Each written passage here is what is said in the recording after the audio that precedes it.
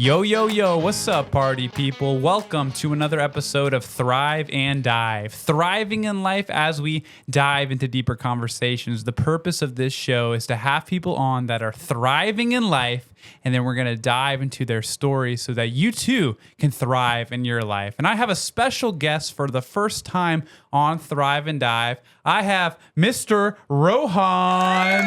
Hello. Let's go. Rohan, how do you feel about being on Thrive and Dive? It's an absolute honor. I've heard so much about this podcast, and now finally getting to be here, talking to you in front of everybody. Millions of people. Millions of people. It's no, just 30. Yeah. It's great. I'm absolutely so excited to just talk to you. Good. Yeah? I'm excited to talk with you as well. So excited and thrilled because I was just talking about it with you casually the other day at a young adult hangout, and you're like, I'll do that. Sign me up. I'm like, okay, let's go. Didn't have to twist his arm or anything. He came on his own volition. He's not getting paid. He's doing this just out of the kindness of his heart. And I'm not getting paid? You're not getting paid? No, you're not getting paid. If I do get monetized somehow, someday, I'll give you a percentage, maybe. No pinky promises or anything. Got it. But glad you are excited to be here, Rohan, because I am excited for you to be here as well. Thrive and Divers, like I've said before in previous episodes, I try to get people on this podcast that I feel are thriving in life. And Rohan, you are one of the people that I feel is thriving in life. Not that you have it all together. We're still growing. We're still learning, as we'll share as you share your testimony.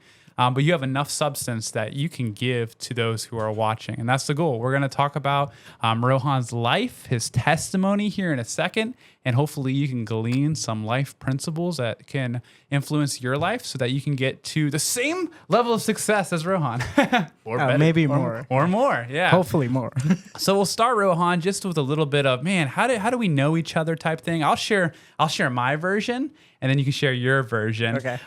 Maybe first impressions or what was our first interactions. And then after that, I want to dive into a little bit more about you and some things that Thrive and Divers, as we call our audience, should know about you. So Rohan, my first interaction with you is sometimes hard to know like when exactly was the first time.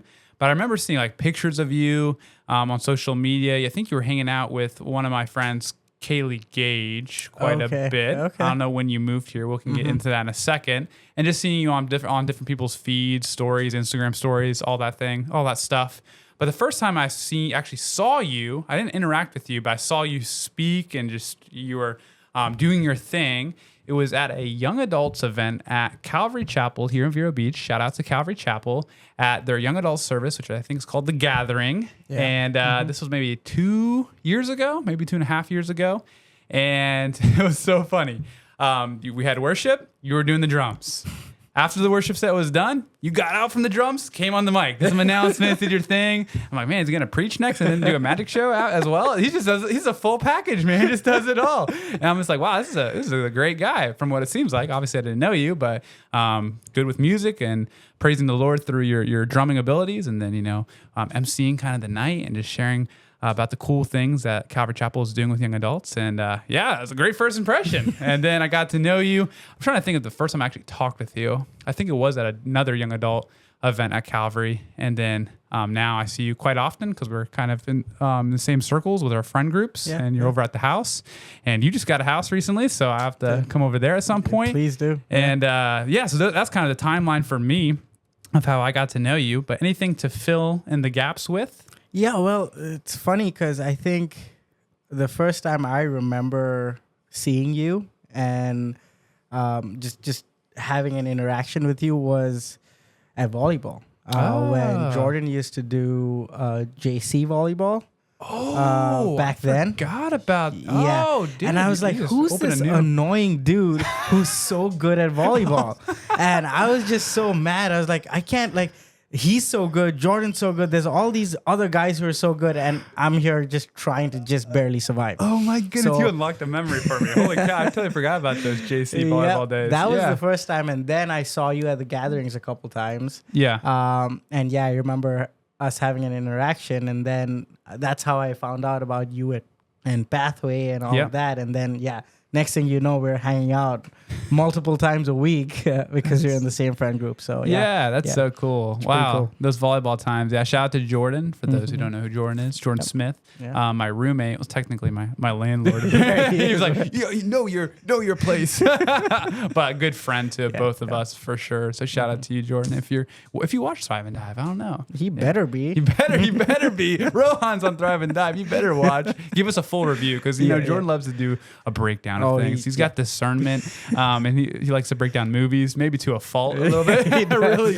really gets into the nitty gritty. So I want you to do a breakdown this podcast episode, Jordan. What could we do better? Yeah. But anything else to add to? Man, I think that kind of encapsulates. Did I say that right? I don't know. Our friendship. Yeah, I think so. Yeah, it's Cool. been it's been fun just getting to know you and just seeing where your faith is. And it's funny because when you see someone outside, you have no idea what their faith is like. Sure. Yeah. And what their walk is like, and then you finally get to know somebody, and then you're like, whoa, this guy is not what I thought. Not like I was judging you bad, but just going from the mean volleyball player to the really cool, awesome man that you are in real life, that I got to see when I actually started hanging out with you. So, right. Yeah. Praise God. Cool. I'm glad you didn't judge me off the first impression because I do get a little tense when I play volleyball. I've been told he does, by multiple people. It's something I'm working on. Get a little competitive. It's good. I mean, you're a great player. So it makes sense. Thank you. Yeah. But I'm glad you got to see another side of me. see the full picture of people. Give people a chance, guys. You can have them on a podcast. Yeah. Rohan, before we get into your testimony, because that's Thrive and Dive is what the topic of this conversation is today. Rohan sharing his story. Anything that the Thrive and Divers should know about you, like fun fact. We'll get into kind of like your upbringing, where you've traveled and stuff like that. But maybe fun fact, like what do you like to do on your free time? Maybe what's your favorite movie? And then end off by telling us what you do for work, which will segue us into your testimony. Okay, yeah. I think I'm not a homebody. More often than not. There's days that I am, but more often than not, I like to be outside. So if you give me anything outside, I'm happy. I'm a happy camper. So I know it's Florida, so we don't really do much hiking and stuff out here, but I love to hike. I love to be outside. I love pickleball, so I love to play any kind of sports. Very good pickleball player. Yes. I wouldn't go there. But like me to volleyball. Not saying I'm any good at volleyball, but he's good at pickleball. Well, you get tense. Thanks. No, fine. Yeah, I do get tense. But yeah, any ball sports really. So volleyball, spike ball, pickleball, tennis. I grew up playing cricket. For those who don't know, but that was my biggest sport. It's still a big part of my life. So soccer. Nice. And now I'm getting more into football. So it's been good. So just like anything outside, anything that keeps me outdoors in the sun or in the rain. Rain or shine, you're doing something outdoors. Yeah, okay. I would prefer being outside than at home. So, that's cool. What are some places, because I know you've traveled a lot, and you said you like to hike, and here in Florida we don't have these things called mountains. Got nature trails. Where's been some of the coolest places you've traveled to? Yeah, so at one point, because of work, I had to fly a lot to Aspen, Colorado, and Vail, Colorado, and I think those are still right now, at least here in the U.S. I haven't done a lot of traveling international, but at least in the U.S., those are my absolute favorite places to go. Well, skiing and all of that stuff, but also in the summer, it's just beautiful. The ski slopes become hiking slopes. Oh, yeah. So you can just go hike around, go walk wherever you want. It's just nature everywhere. It's so beautiful. So that's awesome. My top two places for sure. Top two places. So you already kind of alluded to it, the flying aspect. Yeah. But what do you do for work, Rohan? So I am a pilot, and I've been flying ever since I was old enough to be responsible to drive a car. So since 17, I've been flying airplanes. Yeah. Some of us, we just get our driver's license. He gets both his driver's license and his pilot's license. It's like, okay, way to be better than us, Rohan. I don't know about that. Probably has boating license too. No, I don't, but I would like to get one. You'd like to get one? You want to get one with me? I don't have a boat, but sure. I got a boating license for my kayak. I don't think I need one of those. That's so cool. Awesome. What else? Anything else that people should know about you? I feel like I'm interviewing you for like a dating show. Here's Rohan. This is his top favorite things to do. Do you like him or not? Probably not. Oh, no, man. The whole outdoorsy stuff, man. Dude, sheesh. Yeah. Well, no, I guess fun fact, something that not a lot of people know about me, but have you ever watched the movie Life of Pi? Yeah, Life of Pi. Yeah. Yep. I auditioned for Life of Pi. Really? And I was one of the top 5 selected to be the main character for Life of Pi. Really? Yeah. No way. Never got a chance. No one's ever going to know that I did that, but yeah. Do you have like experience in acting, or you just like the concept of the movie so much and you're like, I'm putting my name in the hat? No, so what happened? So I did a little bit of theater growing up in school, but so what ended up happening was the casting people, they went to all the high schools in India saying, hey, we want a brand new face for this movie. Yeah. And whoever wants to audition can audition. Yeah. So I just went in and auditioned. Then next thing you know, I got selected to go do the next couple of phases. And then right at the end, the very last one, they're like, we're going to go with somebody else. Okay. Like, that was very heartbreaking, but I think much needed. So my life turned out better. Yeah, it turned out better because if you were starting that movie, you'd probably be famous, and I would have met you here in Vero Beach. Yeah, maybe in India still making movies or something. Probably, right? I know. Yeah. That's cool. Well, great fun fact, Rohan. Thanks. So I'm going to switch gears, Rohan. I want to roll back the clock. I would love for you to share on Thrive and Dive your story. The fancy word for this is a testimony. I've shared this multiple times, but for those of you watching for the first time, a testimony is our story. And for us, with the Christian worldview, we love to highlight the time when we received Christ as our Lord and Savior. That's like the climax of our testimony that changes everything. And obviously, there's details before that and after that, but that's kind of the gist of a testimony. So, Rohan, I'd love for you, where you want to start is up to you. But roll back the clock, talk about your upbringing, talk about when you came to know the Lord, talk about when you knew you wanted to be a pilot, and maybe the highs and lows between all that. So wherever you want to start. All right, be ready. All right, I'm ready. Long story. Buckle up, everybody. Get your popcorn. So, yeah, I started, I grew up a Christian. Yep. And for those who don't know, I was born and raised in India.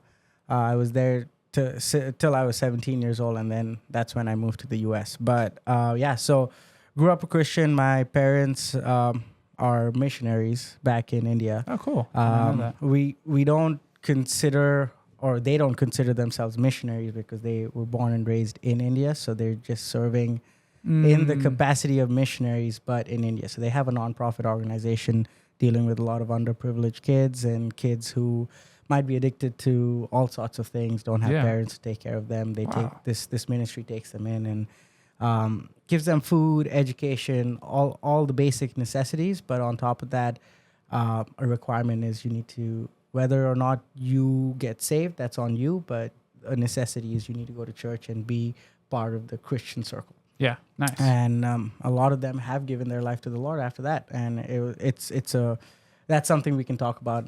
Sure. Another time. But I didn't know that. So it's cool. It's a pretty cool ministry, and that's what I grew up with. So I'm very thankful for having that background because it protected me from a lot of worldly stuff that you could see in India. And as you know, maybe like 2% of Indians are Christians. Wow. Everybody else is either atheists, Hindus, Muslims, all of that stuff. And it's a large population too, right? Massive 3 billion. 3 billion? Yeah. With a B. Yeah, it's Holy the smokes. largest right now. I think it surpassed China as well. Wow. So there's a lot of people. And so when I say 2%, yes, it's still a lot of people. Right. But it's not as much as, Sure. I would like it to be. Right, So, absolutely. So yeah, growing up, none of my friends were Christian. It was just me. But my dad always said that unless you're sick, you need to be going to church while you're living in my house. Yeah. After that, it's up to you. You can do whatever you want. And at that time, I was the stubborn self. I wasn't too happy about that. But now looking back, I'm so happy that I had that. And I'll tell you why in a little bit. But anyway, so I grew up a Christian.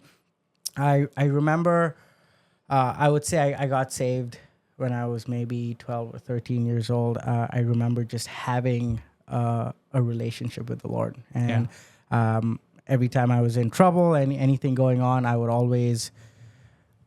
would just talk to him and pray and ask questions and just I just remember having that relationship all the way till I was 16, 17, and even longer. But what ended up happening was when I left and I came to the US, because also in India, you don't really see all the crazy Western worldly stuff that kids these days are exposed to. Yeah. And that's not as much in India. Wow. So for us, we didn't really see all the drinking and all the partying and all of that. That was never part of, even for those who weren't Christians, that wasn't really part of their Interesting. system. Yeah. So when I moved to the US, and suddenly I go from being the school kid back home in my school to now being the guy who's never tried anything, never done anything. Right. And something to know about me, guys, it's very easy to put me in peer pressure. Okay. Something I'm working on. You fold easily. I didn't have to pressure him very hard to get on. Sorry, no, he wanted to be here. Yeah. I think. Yeah, I did. But at the same time, if someone wants to convince me, they can convince me very easily. And that's what happened. I didn't have my parents' protection over me. And I had all these friends of mine, acquaintances. Sure. Yeah. But they were my roommates, and they would go party every Saturday or Sunday, and Right. they would try to drag me along. And I was good for the first couple of weeks, but that was it. Then he cracked. And then I cracked, and I think that's where my testimony is less about me getting saved, but it's more about after getting saved, I still fell. Yeah, sure. Absolutely. And I fell hard. And I think my testimony is about after getting saved, falling, but then still the Lord watching over me. And I'm still so grateful that, He is a Father who's always loving. Yeah. And He's always looking over me, that no matter how much I falter, He's still picking me up. Absolutely. Even now, whenever I make mistakes, He's still there looking after me. And that's what happened. I fell hard. So I was in Vero for 2 years, and then I moved to New York City. And that was probably the worst year of my life. I didn't know it at that point because I was partying hard, doing everything that you can imagine. Wow.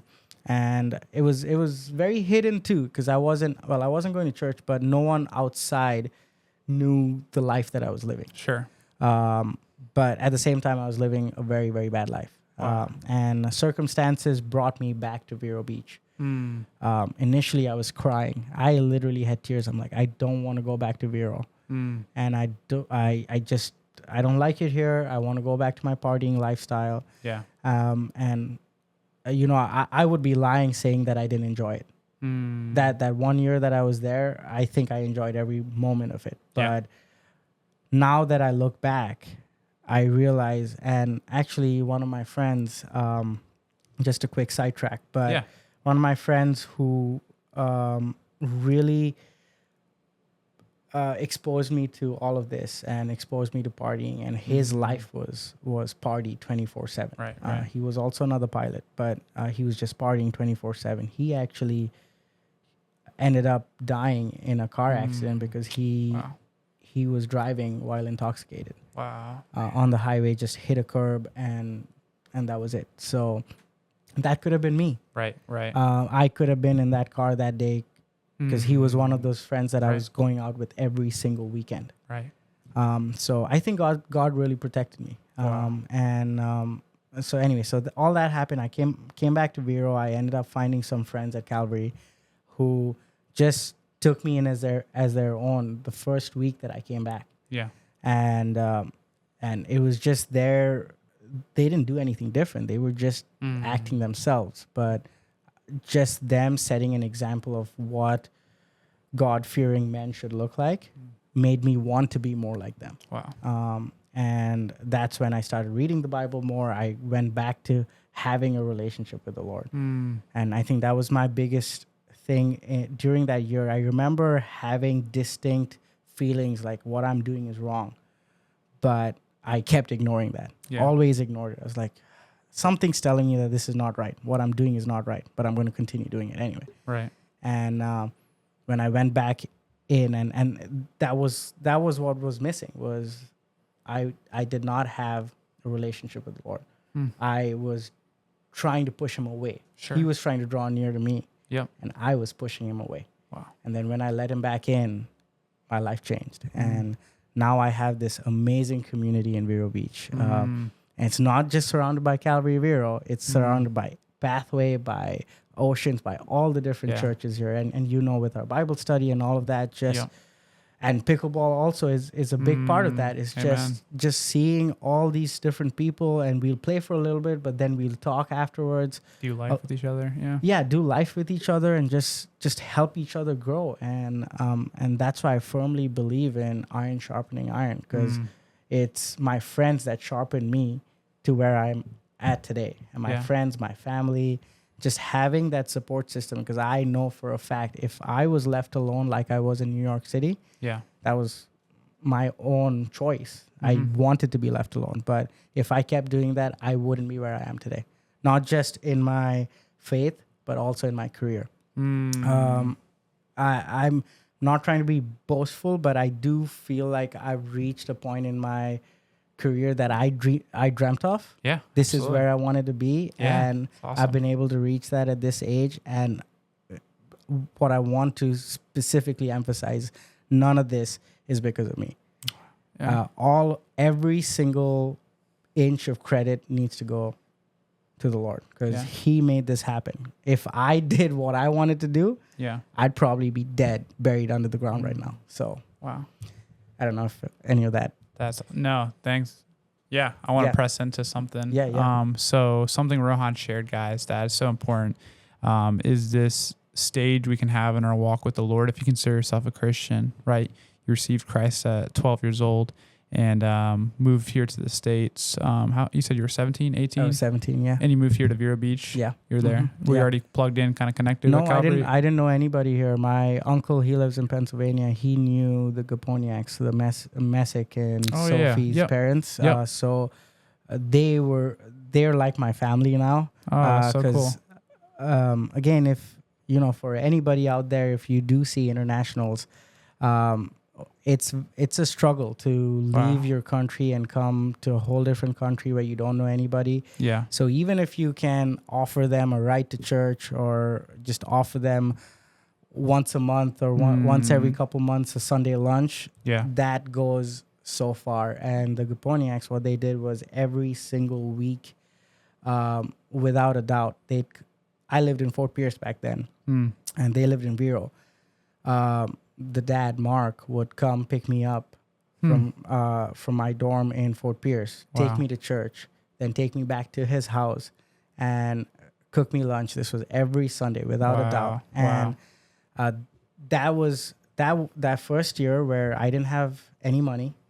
I was relying on these so-called friends who were pushing me the wrong direction. The only reason I did not explode like I did in New York City was because of them. Because they just held me together, and they didn't do anything different than they would. They just cooked for their family. They just invited me over, and it was an every Sunday thing. And that's why Messick and all of them were my first friends here in the U.S. Wow, I did not know that. We weren't really that close back then. We were all like awkward teenagers. Sure. But still, it was just getting exposed to the culture, and them just saying, hey, we don't care who you are. We don't care what you look like, where you're from. Yeah. You're still loved. You're still part of the body of Christ. So I will do whatever it takes to help you get there. Because I didn't have a car. And if he did not take me to church, I don't even know if I'd be a Christian today. Because that whole year, that's what held me together and helped me grow in my faith alone without my parents there. That's wow. I don't know if that makes sense, but absolutely. So you did flight school here in Fort Pierce? Yeah, in Fort Pierce, did flight school, then became a flight instructor. That was my first job as a pilot. I was a flight instructor for a year, 6 months. Got my hours real quick.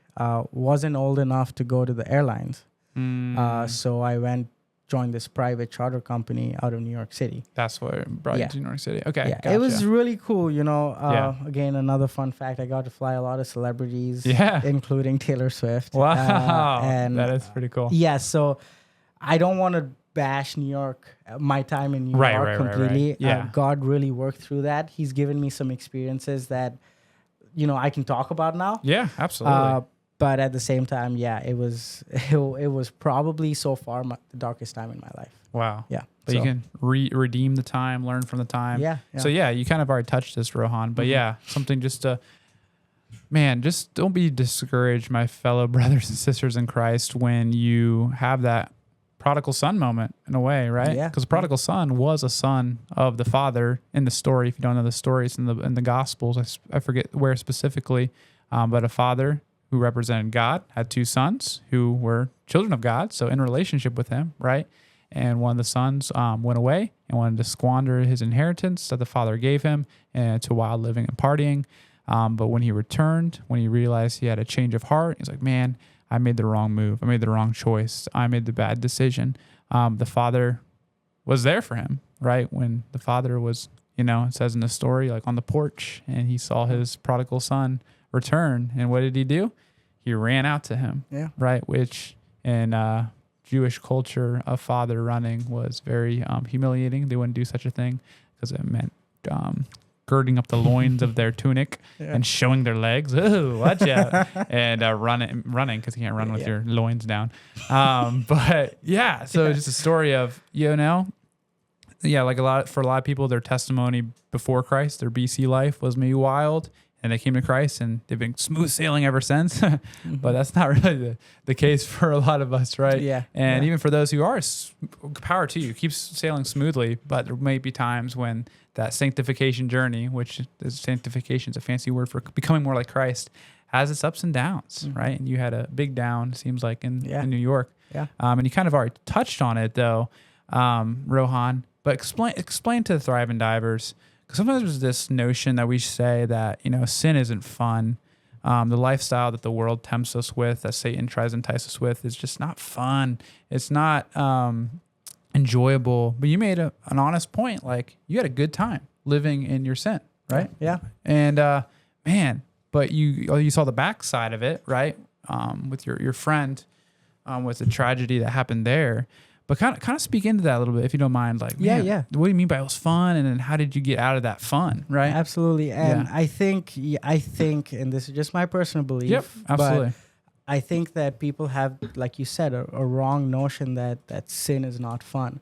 Mm-hmm. Sin is so much more easier to commit because it's so much more fun. Right. Just simply putting it, right? And I think that's how the devil entices us. He knows our sinful nature, and because that nature is already built into us, unfortunately, it's just those are the things that seem to be like, oh, why can't we go out and party? Yeah.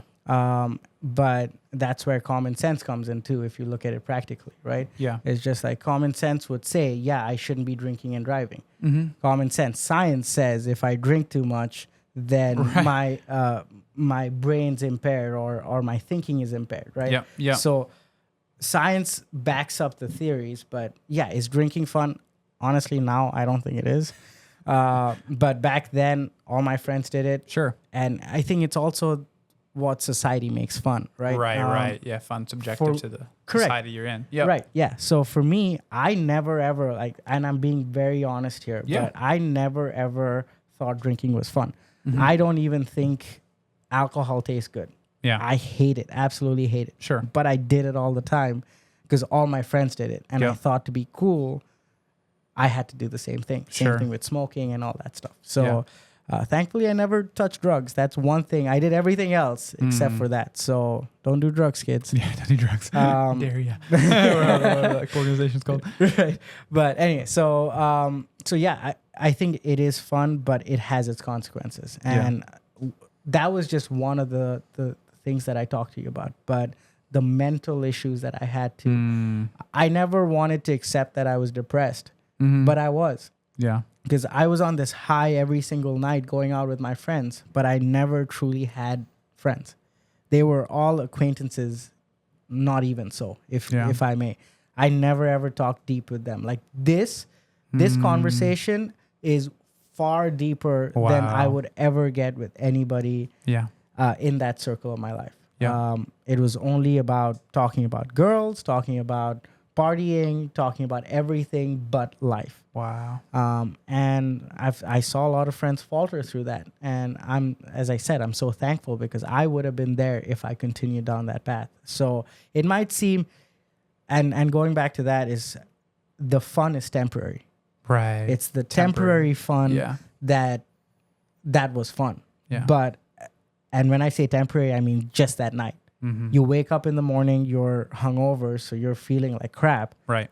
And then you're like, ooh, I want to go hang out with my friends. Where are my friends? Mm. They don't consider me a friend. Yeah. They consider me a drinking buddy or whatever, right? Yeah. So the deep community that I have here in Vero, none of them I've drank with, yeah. you know what I'm saying? But none of them I partied with, but but they're all like my brothers and sisters. They're family to me. All of my friends are like family to me here. Yeah. Never had that in New York City. Wow. So I don't know if that kind of touched on that. No, absolutely. That deeper level of connection. I think you hit the nail on the head with the temporary high, if you will. Yeah. We actually did a series in our youth group called Temporary High. So that's what came to mind. Great. But don't come when we're educating kids, when we're ministering to kids or people that are new to the faith, this idea of saying sin is not fun, it's maybe not the best approach to teaching about sin because like you said, it is fun temporarily. Yeah. It's more of sin is destructive. It's fun, but destructive. Absolutely. And long term, it's not in your best interest. And long term, if you're a child of God, I would hope that your biggest motivation to stay away from it is because you love God so much. Exactly. And these are the things he died for, right? Yeah. But on top of that, if that's not enough, the destructive patterns and repercussions of this fun, wild living is just catastrophic. Obviously, the extreme scenario was your friend, which, man, is just super sad to think about. Absolutely. Thank God that God pulled you from that. Yeah. But don't let the dopamine rush, right? Because that's usually the chemical in our brain that's getting let off when we do these different things. It's very short term, and I'm not a science expert, but from what I'm told, like the dopamine rush you had yesterday is not going to be as strong the next day. You need something even stronger to make up for that dopamine, right? Yeah. But some other chemicals I've read about is like serotonin, which is another good pleasure chemical, but it's created through like friendships and like working out and things that are more like natural and things like that. It's just interesting. That's why you can replace that rush that you're getting with partying and stuff with other things like like going to the gym. And for me, that's what I do when I go outdoors. Like, absolutely. When I'm hiking around, I'm moving, but all that rush that I might have had during partying, I'm having just being out in nature.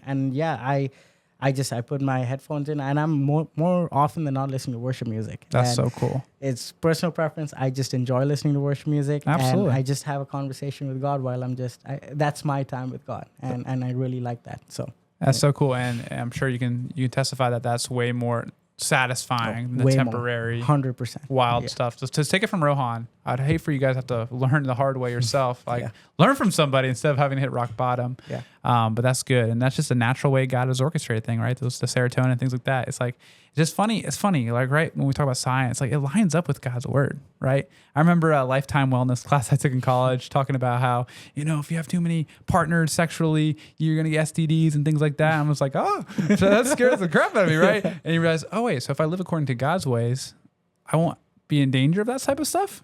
It's like, I won't be in danger of losing brain cells if I live in accordance to soberness. Yeah. If I won't lose different things, health-wise benefits, because it's just interesting, right? Yeah. God's way is the best way. And I'm not trying to say that because I'm a biased Christian. I'm just look at the science, man. True, yeah. Absolutely. So that's cool. Something else I want to touch on, if you don't mind, Rohan. Yeah. Again, we're kind of poking at your personal stuff here. Absolutely. But you mentioned at the beginning when you moved over here to the States that peer pressure was definitely a thing for you. And I think it's a thing that most of us, if not all of us, deal with to some extent. Some stronger than others. Some don't want to admit it. But no, it's just funny the things we do for attention or to fit in. Yeah. And I want you to speak on, if you don't mind, have you gotten better at that? I'm sure there's still levels of peer pressure. Like there's such thing as positive peer pressure too. It's not always negative. Yeah, right? Like FOMO, if you're missing out. Like, Rohan Jordan are hanging out. It's like, I actually have gotten a lot better at my FOMO. If anything, I need to care more about what people are doing. I'm like, I don't care what they're doing. But anyway, how have you progressed in resisting that negative peer pressure? I think, well, surrounding myself with like-minded people has been the best solution. So it's a selfish way of putting this, but it's like I didn't have to do much because I just had people around me who, like you said, the positive peer pressure, right? Yeah. So they're like, hey, why aren't you going to church? You need to go to church. I'm like, okay, my weakness is peer pressure. So if my friends are telling me to go to church, like I did with partying, I went to church. Yep. I'm just giving an example. But so that was one way of just like, and I want to be careful with saying this. Like, there's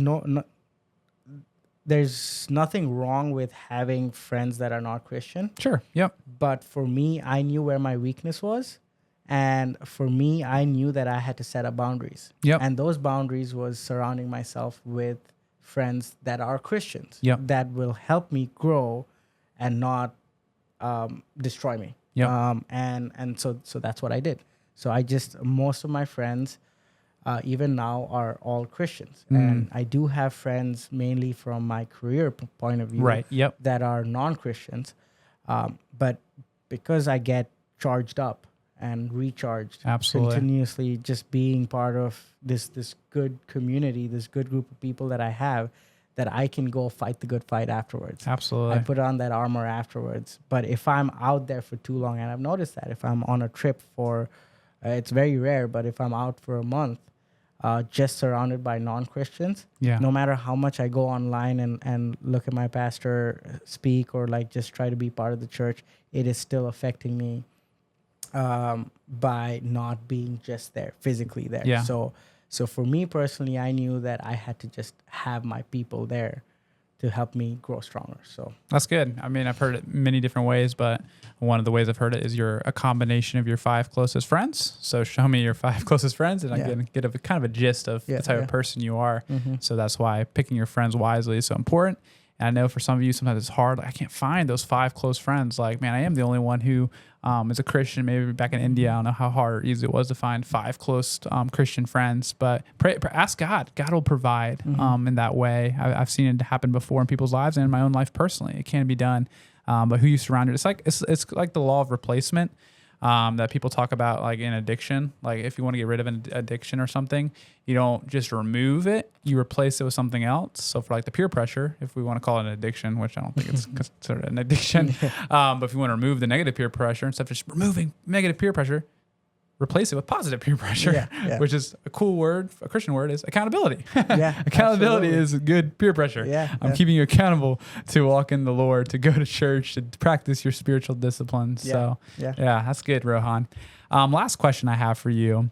You are unique on my channel in the sense that you've had the opportunity to be in 2 different cultures for an extended period of time. Most people I have on the show are boring Americans. But I'd love for you just to comment. This probably could be its own episode that we could talk about for like 30 minutes in itself, but just a little like SparkNotes version of, man, like what was it like that first year when you turned 17 and you moved over here, or whatever age you were? You kind of already talked about it a little bit with the peer pressure and things like that, but what were some of the cultural things you had to get adjusted to? Even mentioned like back in India, like you guys were more protected, it seems like, more sheltered in the sense of worldly things. But any other details you want to add that you haven't already said about that? Man, what's it like being an international moving in?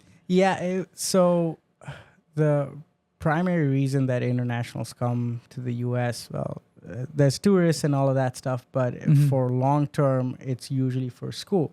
Right. So I came here for flight school. I came here to study how to fly airplanes. So my focus was primarily there. And just a backstory, like right now, a lot of people who don't know me from 10 years ago, like, oh, this guy is so successful. But again, that's a story for another time too. But no one knows the failures that I've had to reach this point. And it's taken a lot of faith and a lot of people just supporting me when I wanted to quit to get to where I'm at. But anyway, so that being said, that first year was me trying to focus, because before that, every other test that I took, every other opportunity that I had failed in. So me coming to the US, I was like, this is my last shot at becoming a pilot. Wow. If I don't do it now, my dream's over. This dream that I've had since I can remember, which was like 7 years old. Wow, that's cool. Is just going to vanish. Yeah. And for those who don't know, like India is a third world country, right? So for my parents could not afford sending me here. I got a scholarship, but that scholarship was based off of my performance. Wow. So if I wasn't performing, I wouldn't get that money. Gotcha. And if I didn't get that money, I wouldn't be able to finish flight school because of how expensive it is. Yeah. So it's not only wasn't the fact that flight school was expensive, but even if you convert the amount you would pay for a rental property or a dorm room back in India versus here, you're paying the same amount as you would maybe for a 5-star hotel back in India, right? So it was a lot of money that I did not have. Yeah. So yeah, didn't have a car. I didn't know how to cook. So fun fact, or a funny story. I was like, ooh, I'm gonna try to cook. Yeah. And I bought a chicken, like a raw piece of chicken. Oh gosh. And I was like, what do I do with it? So I like boiled it initially. Yeah. And then I tried to fry it or something. I don't know. Then I take that piece of chicken. I'm like, ooh, this looks all right. And then I cut it and blood was dripping, like it was literally blood was gushing out everywhere. God, the salmonella over there. Right? I'm glad I didn't eat that, but yeah, it was just like I didn't know how to cook. That was my fault. I could have tried. Now I love to cook. I cook all the time. Hey, but redemption, right? But yeah, you see that the chicken, and that's also culturally that's something that you rely in India. There was a lot of reliance on other people. Labor is cheap there, so we had. Either my mom would cook for me. I think the hardest part I remember when I first moved here was when I first got sick.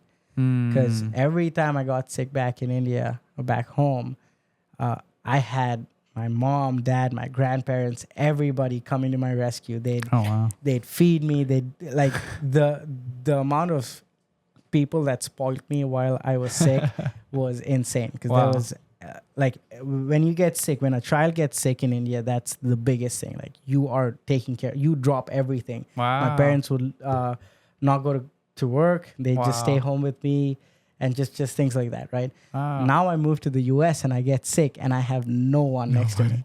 I don't even know what medicine I need to take, right? So it was, I remember just like, of course, when you're sick, right? Yeah. So you're feeling that way. And then you're like, man, I don't have anybody taking care of me right now. Wow. And that's a big shift. Yeah. So that was really hard too. But also the fact that, no offense, Americans, but Americans don't like to share too much. Don't like to share. We're individualistic. Yes, very much so. And that's not something you saw in India. In India, if we sat down together and I'm eating, there's no way I would eat by myself. I would take that food and it's expected that I would split my food with the guy who doesn't have food. Wow. I would never sit here and be like, no, this is mine. I'm going to eat it. That wasn't our upbringing. Wow. Over here, everybody does it. I got to confess, I do that too now. Oh, no, you've been converted in the wrong sense. Right? So, yeah, just things like that. And in India, we never ever thought about splitting the checks. Right. It was always someone would always offer. There was always fighting going on. Who's going to pay for the meal? Yeah. Because it was an honor to get to pay for the meal. Wow. Over here, we're trying to avoid that as much as possible. Right? So certain things that we never really wasted stuff there. It was always reused. Wow. So again, pros and cons of both sides. Sure. Right? Yeah. So fascinating. Yeah. Yeah. I grew up in a poorer country, so I guess it was more of like we understood the value of certain things that might slip away over here in the US. Sure. And don't get me wrong, I'm not like blaming or pointing fingers at anybody. It's just the upbringing, right? Absolutely. And me living here for 10 years, I see that too sometimes. I'm like the first world problems that we have. Yeah. Sometimes I'm complaining about that. And then I have to check myself and be like, but look at those guys there. 8 people living in one shack. Wow. One bed, 8 people sharing that. The kitchen, the toilet, everything is in that same room. Wow. Yeah. And they still have a smile on their face. Absolutely. And they're still inviting people, or they're like, no, can you please come to my house? I want to cook for you. I want to show you what I have. Yeah. All with a smile on their faces, never complaining about what they don't have. Yeah. And over here, we're complaining about not getting Chick-fil-A today. I don't know, right? No, for sure. So those were things that culturally was hard for me to digest initially. Yeah. But also I realized like I have to fight this battle on my own. Yeah. Physically. Yeah. Right. And but again, and that's another thing. I'm like, if God wasn't there helping me through that time, Yeah.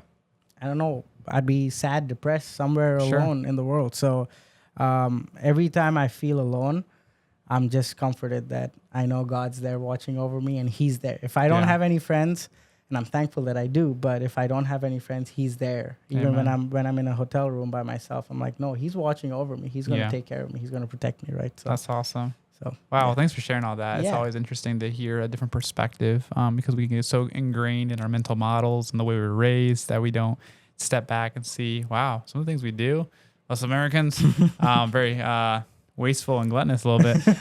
My dad was raised in the Caribbean. So was he? Yeah, Okay, so he's had, I don't know what the demographic in terms of economics status was compared to India, but he was definitely like, all right, we're not wasting food. We're not using extreme language, like we're starving or whatever, and stuff like that. It's like we got what we need, simplistic living type thing. That's awesome. Thank you, Dad, for instilling some of those values in me. Because I was actually born in the Caribbean as well. But I did not know that. Yeah, I only lived there until I was 5. But yeah, no way. I see a little bit of the brownness in you. Oh yeah, really? Yeah. On my tan from last Sunday. That's awesome, Rohan. And something you mentioned, just highlight real quick. We're gonna wrap this up. Shout out to, I forget their last name, but Messick's family. Yeah, the Gaponiuks. The Gaponiuks, like seeing someone like Rohan, right, and ministering to them. Wow, that's such a cool test. I'm gonna want them. I'm getting Messick and her family up on this podcast. Honestly, next, you should. so I can hear about that awesome, more. Yeah. That's a good story and a good living testimony of I mean, not to say you're the least of these, but like in a sense of like you're by yourself, you were no car, you were the least of these in that sense, right? Yeah. And God tells us to care for the least of these, right? Yeah. But now you're the most of these, and I'm the least of these. I'm just playing. All right, Rohan. Any closing thoughts? Any final words you want to say on Thrive and Dive as we wrap this up? No, I think you pretty much talked about everything, and as I told you before, I'm an open book, so you can ask me anything. I love it. I want to share to the world what I've gone through. Amen. So that other people don't make the same mistakes that I do. Yep. Or if I did, if God directed me in the right way, I want to tell people like, hey, do this, and God's going to help you. And that's what I try to do. I'm very keen on ministering to young adults, because I know when I was there, I needed someone. A lot of times, you can go to your parents, but they're in a whole different season of their lives, so you can't really talk to them. So I encourage young adults. Like James is phenomenal. Like even though he's younger than me, just by a little bit. But I still respect him so much, and I if I have Bible questions, if I have any issues with life, I love talking life with him, because he's very mature that way. But just for in general, if you know somebody who you look up to and you don't feel like you can talk to people your parents' age, then just go talk to them. If you're 18, go talk to someone who's 24, 25. Just their life experiences sometimes, absolutely can help you and direct you. And you don't know who God could be speaking through, right? Amen. So you just go talk to a bunch of people, and then suddenly you feel peace about one advice that you get. Yep. And that, lo and behold, might be just God speaking through them and saying, hey, do this. He speaks through us all the time through other people like that. Yeah. So. Well, Rohan, thank you for stewarding your testimony, right? Like I've said at the beginning, we all have a testimony. I think I said that at the beginning. If you're not sharing your testimony with other people, it doesn't have to be on a podcast like Thrive and Dive. You can share testimony at your church. You can share testimony to a friend over coffee, but you have a story, and you shouldn't be ashamed of your story, regardless of like how big your highs were or how low your lows were, right? Everybody's story is going to connect with somebody, right? And I'm super thankful, Rohan, that you're like you said, you're an open book in the sense of you're not ashamed to hold back, right?